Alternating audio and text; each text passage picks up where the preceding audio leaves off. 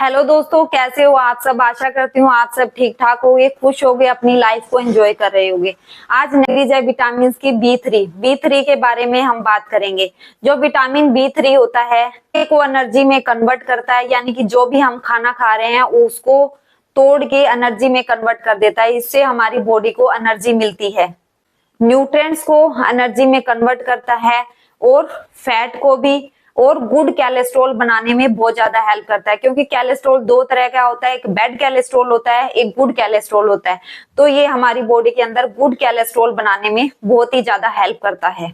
Nervous system यानी कि brain के लिए बहुत ही अच्छा होता है और डाइजेस्टिव सिस्टम के लिए भी अच्छा होता है। जो भी हम खाना खा रहे हैं उनको प्रॉपरली तरह से डाइजेस्ट कर पाए, उसमें भी बहुत ज्यादा हेल्प करता है। और डाइजेशन की फंक्शनिंग के लिए भी बहुत ज्यादा हेल्प करता है, ताकि हम जो भी खाना खा रहे हैं अच्छे से डाइजेस्ट हो जाए, पूरी बॉडी के अंदर जहां जहां पहुंचना चाहिए वहां अच्छे से पहुंच पाए।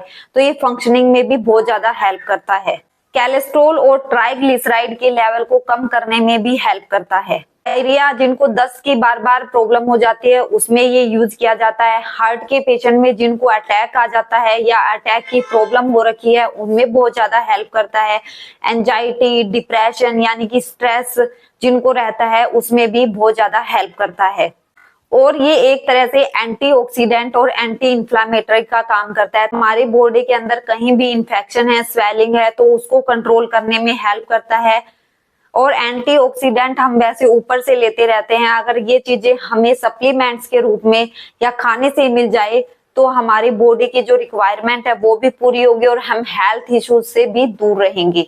और जो हमारी स्किन रिलेटेड प्रॉब्लम होती है वोमेन्स को सबसे ज्यादा लगता है कि उनकी उम्र से पहले ही उनके फाइन लाइन स्टार्ट हो गई है, झुर्रियां दिखनी स्टार्ट हो गई है। उनको लगता है कि अभी एज भी नहीं हुई है फिर भी उनकी स्किन ऐसे लगती है कि बुढ़ापा आ गया है, ओल्ड एज जैसी लगती है। तो वो प्रॉब्लम भी विटामिन की ही वजह से होती है। जब हमारी बॉडी के अंदर विटामिन की कमी होगी तो ये नहीं कि इंटरनली हमें प्रॉब्लम होगी, बाहर भी हमें ये प्रॉब्लम देखने को मिलती है। बात आती है कि ये विटामिन हमें मिलेगा किन किन चीजों से।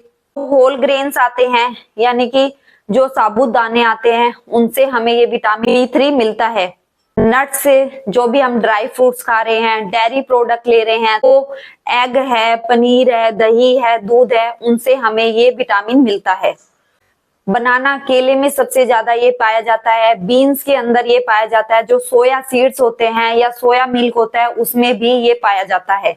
पंपकिन जो सीड आते हैं, कद्दू के जिसको बीज मिलते हैं, इसमें भी ये पाया जाता है। जो ब्राउन राइस आते हैं या जो कॉर्न फ्लोर आता है, जो मक्की का आटा बोलते हैं, या व्हीट फ्लोर होता है, उसमें भी ये विटामिन भरपूर मात्रा में पाया जाता है। तो डेली मात्रा में इसको लेना बहुत ज्यादा जरूरी है, क्योंकि ये वाटर सोल्यूबल होते हैं, पानी के अंदर जिसको घुलना बोलते हैं। तो ये डेली हमारे यूरिन के थ्रू बाहर निकल जाते हैं, थोड़ी सी मात्रा इनकी रहती है। तो जो हमें खाने से है वो प्रॉपरली हमें नहीं मिल पाते हैं, क्योंकि आजकल फूड पैकिंग वाली चीजें हम बहुत ज्यादा यूज करते हैं, या मार्केट में जो भी सब्जियां हम प्योर खा रहे हैं वो प्योर होती ही नहीं है। आजकल आप देखते हो कि गंदे पानी का यूज हो रहा है, या उनमें दवाइयां पहले से बहुत ज्यादा यूज हो रही है, तो वो प्योर नहीं होती और इस वजह से हमारी बॉडी के अंदर इन विटामिन की कमी होती है। तो इसकी डेफिशिएंसी से आपको बहुत ज्यादा, मतलब कि अगर इसकी कमी हो जाती है तो बॉडी के अंदर बहुत ज्यादा नुकसान हो सकते हैं। जैसे स्किन रिलेटेड प्रॉब्लम हो जाती है, मुंह और जीभ के अंदर स्वेलिंग आ जाती है, सूजन जिसको बोलते हैं वो हो जाती है। डायरिया जैसी प्रॉब्लम हो जाती है, यानी कि लूज मोशन हो जाते हैं। बाउल सिंड्रोम जैसी प्रॉब्लम हो जाती है। डिप्रेशन यानी कि टेंशन जैसी प्रॉब्लम बहुत ज्यादा, क्योंकि अगर टेंशन एक ऐसी चीज है, अगर डिप्रेशन में बंदा चला जाए तो बहुत ही कॉम्प्लिकेटेड हो जाता है। तो डिप्रेशन जैसी भी प्रॉब्लम हो जाती है हमें। तो अगर हमें विटामिन की कमी हो गई है और बॉडी के अंदर हमें कहीं पे भी ये सिम्टम देखने को मिल रहे हैं तो हमें एक बार टेस्ट करवाना चाहिए, ताकि आपके विटामिन की कमी को हम पूरा कर सके। वैसे मैं एक चीज बताना चाहती हूँ, आजकल हम देखते हैं कि विटामिन की कमी रहती ही रहती है। तो अगर आप टेस्ट भी नहीं करवा रहे हैं तो मैं कहती हूँ कि कुछ टाइम के लिए आपको विटामिन लेने ही चाहिए, चाहे वो आप सप्लीमेंट के रूप में ले रहे हो। एलोपैथिक पे मत जाइए, प्लांट बेस्ड पे जाइए, ताकि आपकी बॉडी को नुकसान भी ना हो और जो आपके विटामिन की कमी हो रखी है वो भी पूरी हो जाए। आप खुद देखोगे जैसे ही आपने विटामिन की कमी को पूरा किया, आपके बहुत सारे हेल्थ इश्यूज ठीक हो जाएंगे। और जिनको लीवर, डेक जैसी बहुत ज्यादा प्रॉब्लम रहती है, या उनको लीवर डिजीज हो रखी है, तो उसके भी सिम्टम यही है कि उनकी बॉडी के अंदर विटामिन की कमी हो रखी है।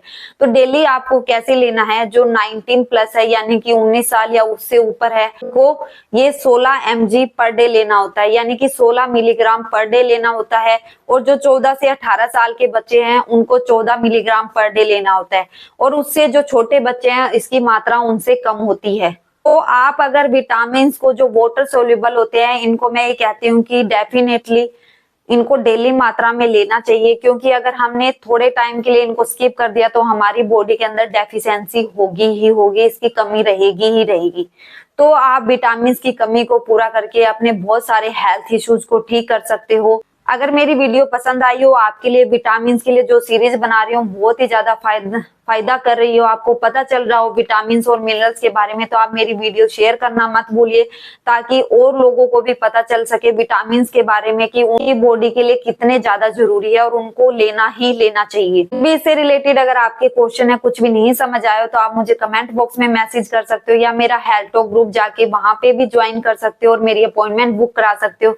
जितनी हो सके मैं आपकी जरूर हेल्प करूंगी। तो मिलते हैं जल्दी नेक्स्ट वीडियो में, तब तक के लिए अपना ध्यान रखिए और इसी प्रकार अपना प्यार